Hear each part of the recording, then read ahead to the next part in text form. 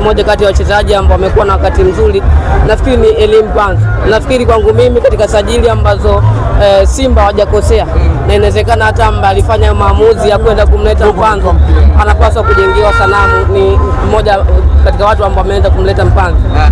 Amekuja kubadilisha kitu kikubwa sana kwenye eneo la ushambuliaji kwa upande wa Simba. Uwezo binafsi wa kukokota mpira, kukatisha kwenye misitu ya wachezaji ambao wana ubora mkubwa, lakini kwa uwezo binafsi anaibeba Simba kwenye majukumu ambayo wanahitaji kupata matokeo, anafanya hivyo. Nafikiri kuanzia nje ya uwanja ukitazama Simba namna ambavyo aliingia kwenye mchezo wa leo, alikuwa anathibitisha kwamba yeye ni timu kubwa. Tazama namna ambavyo alikuwa anafanya mikimbio yake, lakini namna ambavyo amecheza kwa nidhamu kubwa. Uwanja uko na ruhusu, lakini kutokana na ubora mmoja mmoja mchezaji wameweza kuthibitisha hilo daraja. Kwangu mimi nikiwa kama Yusuf kwa mamlaka ambayo nimepewa, nathibitisha kwamba Elie Mpanzu ndio mfalme mpya wa klabu ya Simba. Tazama uwezo binafsi, lakini mbali na hapo Musa Pimpin Kamara wamekuwa na wakati bora zaidi. Kwa hiyo kwangu mimi nafikiri kwa wachezaji wengi sana wa Simba hii leo walikuwa na wakati mzuri sana, na ndio maana haikuwa ngumu kuweza kuthibitisha daraja la ubora walionao.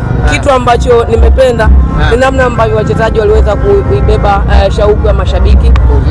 Kuanzia dakika ya kwanza ulikuwa unaona hata wao kwa wao wanahamasisha mashabiki waweze kuwapa support. Walifanikiwa kwenye hilo, lakini mbinu ya kocha Fadlu Davis kwenye mchezo wa leo amesikiliza mashabiki. Kwenye mchezo uliopita Leonard Lateba hakuwa na wakati mzuri sana, lakini Stephen Dese Mukwala anaanza kwenye mechi ya leo na anafanya kitu kizuri. Hakuna kitu kizuri duniani ambacho mchezaji anatamani kukipitia, kupata nafasi kwenye mechi kubwa kama hii, hususan kutoka maana kuchaguliwa kutoka kwa mashabiki na akathibitisha hilo daraja kwa kufunga.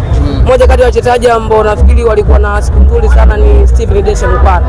Lakini niliwahi kusema na watu wakapuuza kwamba kwenye timu ambayo anaanza Stephen Dese Mukwala na Elie Mpanzu Kibisawara, kuna uhatari mkubwa wa timu kwenda kupoteza mechi kwa maana timu pinzani. Kwa nini? Kwa sababu faida ambayo anakupa Stephen Dese Mukwala ni moja kati ya mastrika ambao kuna fullback anatamani kukutana nao. Yaani ni ngumu sana kumtabiri mikimbio yake, lakini mbali na hapo kuna namna ambavyo ana uwezo binafsi wa kumwafunyoa kama fullback.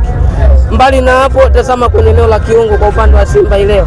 Yusuf Kagoma kwenye wakati mzuri anakupiga viatu ambavyo hata refaria anakosa ushahidi wa kukupa kadi. Mmoja kati ya wachezaji ambao nafikiri thamani yao inaendelea kukua akiwa kwenye klabu ya Simba ni Yusuf Kagoma. Nafikiri alifanya machaguo sahihi ya kwenda klabu ya Simba ambayo hakukuwa na pressure, aina ya wachezaji ambao walikuwa wanakwenda kukutana nao, lakini hakukuwa na pressure kwa sababu ni timu ilikuwa inatengenezwa kwenda kufanya vizuri kwenye michuano ya kimataifa.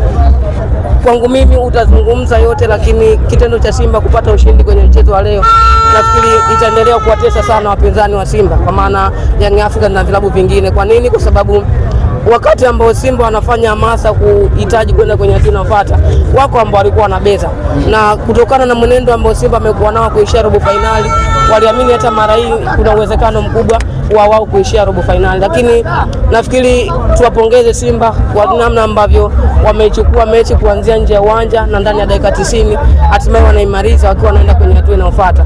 Si kitu ambacho kinakuja kwa bahati mbaya, ni kutokana na utayari wa wachezaji, lakini pia utayari wa viongozi. Nafikiri mmoja kati ya scout ambao amefanya usajili mwaka huu inastahili pongezi kubwa sana, kwa sababu kitazama katika idadi kubwa ya wachezaji ambao wamefanyia usajili mwaka huu, wengi wao wanacheza, ni tofauti na mwaka jana. Wameleta wachezaji wenye thamani kubwa. Ruiz Jose Mixon anatoka National High, walitoa hela nyingi sana, lakini kina Clatous Chota Chama nini ambacho wameweza kukifanya kwenye michuano ya kimataifa. Of course wamewahi kuwapa Simba robo finali mara kadhaa, lakini kwenye mechi ama kwenye timu ambayo iko kwa mara ya kwanza kwenye michuano ya kimataifa, lakini kwenye ligi imekuwa na wakati mzuri, ni Simba ambayo chini ya Jancha za wana Fadlu Davis. Kwa hiyo nafikiri Fadlu ameandika historia katika makocha ambao wamewahi kupita Simba. Yuko kocha alikuwa anaitwa Fadlu, alipeleka Simba kwenye hatua ya robo finali, kwa maana nusu finali kwa mara ya kwanza. Lakini wachezaji pia watabaki kwenye kumbukumbu. Kwa hiyo ni historia ambayo kila shabiki alikuwa anatamani kuiona, kila shabiki alikuwa anatamani kuisikia, na hatimaye ile imetimia. Kwa hiyo fulani kubwa kwa mashabiki wa Simba, lakini pongezi ziwaendee viongozi wa Simba pamoja na wachezaji kiujumla pamoja na technical bench. Lakini kiwango kizuri kwa Musa Pimpin Kamara. Nafikiri kama kuna pesa ambayo Musa Pimpin Kamara analipwa, basi mashabiki nafikiri wako tayari hata leo ukiwaambia wachange kwa ajili tu ya kumpa posho ama kuhusu mkataba wake, wako tayari. Kiwango kizuri ambacho amekionyesha, penalty mbili anatoa, sio kwa bahati mbaya. Kuna namna ambavyo amewapunguzia pressure wachezaji ambao walikuwa wanakwenda kupiga penalty, kwa sababu kuna namna moja ama nyingine ukisha kosa, yani mpigaji pia anakuwa anapata ile shauku ya kuona kwamba mbali na uwezo ambao nitaonyesha kwa kufunga, ipo goalkeeper ambaye tayari ameshatanguliza. Kwa hiyo nafikiri kila mchezaji wa Simba leo alikuwa jukumu ni moja, kuhakikisha Simba inakwenda kwenye hatua iliyokuwa inafaa. Yes. Simba nusu finali. Anaweza kukutana na Zamalek au Stellenbosch. Yes. Kiwango cha Simba kinatosha kwenda kucheza na hizo timu, na unahisi Simba kikutana na timu ipi itamtengenezea yeye wepesi wa kwenda moja kwa moja finali? Kwa mimi nafikiri timu yote ambayo Simba atakutana nayo kuna asilimia kubwa sana ya kwenda kwenye hatua inayofuata. Kwa nini? Moja ni nidhamu ambayo amekuwa nayo.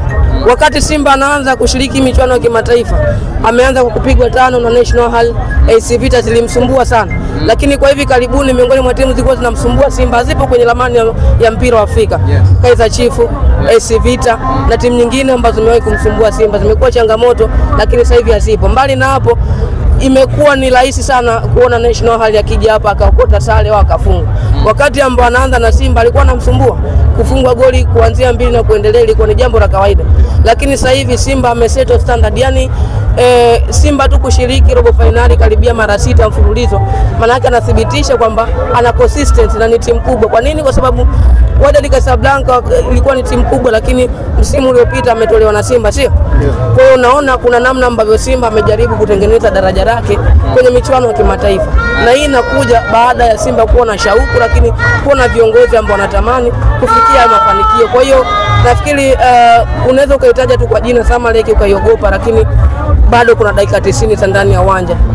Kitu gani ambacho unacho, nini ambacho unacho, tuonyeshane. Baada ya dakika 90 nani anakwenda nani anabaki. Sasa nje ya uwanja, dakika 90 zijazo kwenda nusu finali, Simba wajiandaje nje ya uwanja?